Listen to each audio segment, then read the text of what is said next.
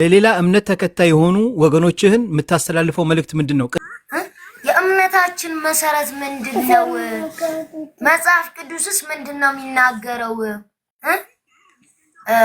ድቁና ወይ ሰንበት ትምህርት ሲማሩ ወይ ቆሎ ትምህርት ስትማሩ በኦርቶዶክስ እምነት ተዋህዶ ቤተክርስቲያን ብንሄድ ማለት ነው መሐመድ የሆነች ቦታ አለች። በቃ መሐመድ የሚል ቦታ አለ። ስለ እውነት የሚናገር ቦታ አለ። እሱን ዝለለው ይባላል። ይሄንን ዝለለው ይባላል። ይሄንን ዝለሉት ይባላሉ። ለምን መሆን አለበት? የለበትም እኮ አይደል እንዴ? ትክክለኛ እምነት ከሆነ በሐቅና በግልጽ መናገር ነው። ለዚህ ደግሞ ማለት ነው ትክክለኛ እምነት ነው የምናመልከው፣ ይሄ የእውነትና ትክክለኛ እምነታችን ነው ብላችሁ የምታምኑ ከሆነ ማለት ነው እስቲ ድብቅ ክላስ የሚባለውን በቤተክርስቲያን ያለውን ለማወቅ ማለት ነው ሰንበት ትምህርትን፣ ቆሎ ትምህርትን፣ ድቁና፣ ጵጵስና፣ ዲያቆንነትን ሁሉንም እስቲ ተማሩት። ከዛን የድብቅ ክላስ ቁልፍ ተብሎ ይሰጣችኋል። ከዛን እዛው ገብታችሁ እውነትን በሙሉ ትረዳላችሁ። ለዚህ ደግሞ ማለት ነው እዚሁ አጋጣሚ ልነግራችሁ የምፈልገው ስለ እምነታችሁ በደንብ ጠንቅቃችሁ ወቁ። ሌላኛው ነገር ደግሞ ማለት ነው አላችሁ የእምነት አባቶች ብዙ ናችሁ። የእምነት አባቶች ትላልቅ የምትባሉ እውነትን እያወቃችሁ እውነትን ለመናገር ለዱንያ ለገንዘብ ብላችሁ ኧረ ተው፣ አላህን ፍሩ። እውነትን እኮ ታውቃላችሁ። አታውቁም ተብሎ እኔ መቼም አላስብም። መቼም ወላሂ ነው የምላችሁ። እኔ ጻነኛ እንደ ጻነቴ ግን ማለት ነው እናንተ አስተሳሰባችሁ ትንሽ ዝቅ ስላለ ነው እንጂ ትንሽ ከፍ ብሎ ቢሆን ማለት ነው እውነትን መናገር ምንም አያውካችሁ። ስለ እምነታችሁ በደንብ ጠንቅቃችሁ ማወቅ አለባችሁ። በጣም ሙስሊሞች አሁን ቪዲዮዎች ላይ አሁን እንደምናየው ቲክቶክ ላይ ያው አጠገቤም ያለው ኡስታዝ መሐመድ አለ። እንዴት እንደሚያወጣጣቸው እንዴት እንደሚያጋፍጣቸው እሱ የማይመለከተው ሰውዬ እዚች ጋር መጽሐፍ ቅዱስን ካነበበ የሚመለከተው ለምን ሳያነብም ታዲያ? ግዴታ እኮ ነው ማንበብ ማወቅ አለባችሁ ስለ እምነታችሁ። ሌላ ነገር ደግሞ ማለት ነው አምላክ ያለውን ሁን፣ ሰው የሆነውን አታምልኩ። ኦኬ። ለዚህ ደግሞ ለነግራችሁ ፈልገው አንድ ነገር ነው መጽሐፍ ቅዱስ ላይ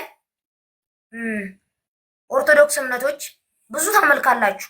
መጽሐፍ ቅዱስ ላይ ግን አንድ ቦታ እኚህ የምታመልኳቸው ሁሉ እኛን አምልኩም ብለው አልተናገሩም። ሌላኛው ነገር ደግሞ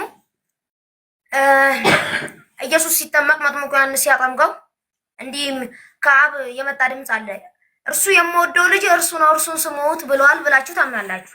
ኦኬ እሺ፣ እኛ ኢየሱስን እንሰማለን። ኢየሱስ ጌታ አይደለም ሰው ነው ታምናላችሁ? ዮሐንስ ወንጌል ምዕራፍ 17 ቁጥር 20 ላይ ገብተን ማንበብ እንችላለን። ሌላኛው ነገር ደግሞ እግዚአብሔር አይለዋወጥም ይላል። ሚልክያስ 3:6 ላይም ገብተን ብናነበው እግዚአብሔር እንደማይለዋወጥ ይናገራል። ኢየሱስ መለዋወጡን ላስረዳችሁ፣ መድኃኒዓለም መለዋወጡን ላስረዳችሁ። ኦርቶዶክሶች አደገ፣ ትንሽ ሆነ፣ ትልቅ ሆነ፣ በላ፣ ጾመ፣ ሰገደ። ሉቃስ ወንጌል ምዕራፍ 6:12 ይናገራል። ኢየሱስም ከቀናት አንድ ቀን ወደ ተራራ ወጥቶ ለእግዚአብሔር ሲጸልይ አደረ። ለማን ነው ታዲያ የጸለየው? ማደግ የለበትም አንድ መጸለይም የለበትም አምላክ። ለማን ነው የጸለየው? እሱ አምላኬ ለማንስ ይጸልያል? አንደኛ ነገር እኔ አምላክ ነው ብዬ ተቀበልኩ ጌታ ማለት ነው። ኢየሱስ ጌታ አይደለም።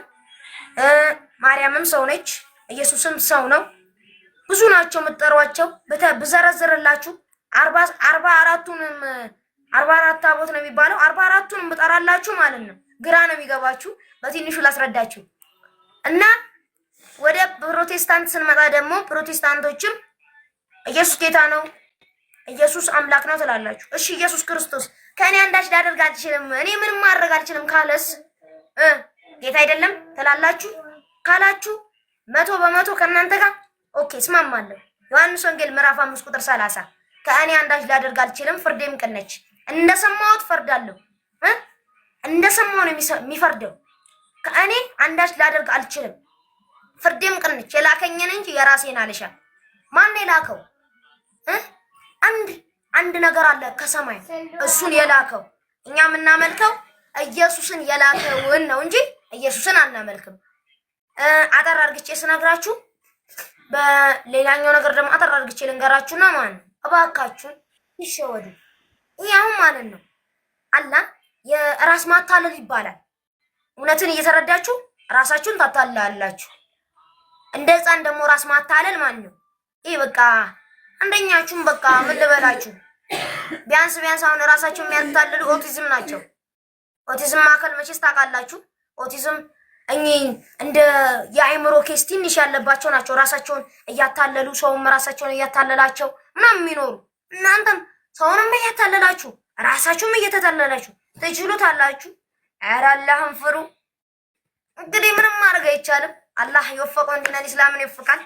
እኔ ግን ዱዓ ያደርግላችኋለሁ በበኩሌ አላህ ዲነል ኢስላምን ይወፍቃችሁ። ወላሂ ነው ብላችሁ። ሰላም አለይኩም። አሁን በቃ መልእክቱ ደርሷል። አዲስ መልእክቱ ደርሷል። ተማሙቶም ቢሆን አላሁ አክበር አላህ እኔ ከየት ነው የምታመጣው? እሱማ ሌላ ሰዎች አሉ እያልኩ ነበረ። ላይክ ከየት አላሁ አክበር የኔ እንጃ። አላህ ይጨምረው።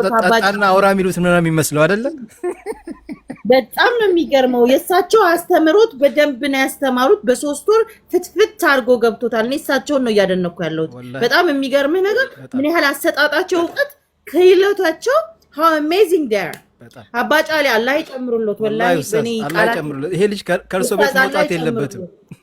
good job የሰሩት ስራ ውጤት ነው። አሁን እኔ የምናገረው የነ ዛሃሩ የነ ኡስታዝ ዋሂድ የብዙዎቹ የነ ስሚዞ ትምህርት ጊዜ ፈጅቶ ያስተማሩኝ ነው። እርሱ አንድ ልጅን ከ6 ልጅ ጋር አጣምረው ይዞ እንደዚህ ያስተምረው ፍትፍት አድርገው እንዴት ቢገባው ነው።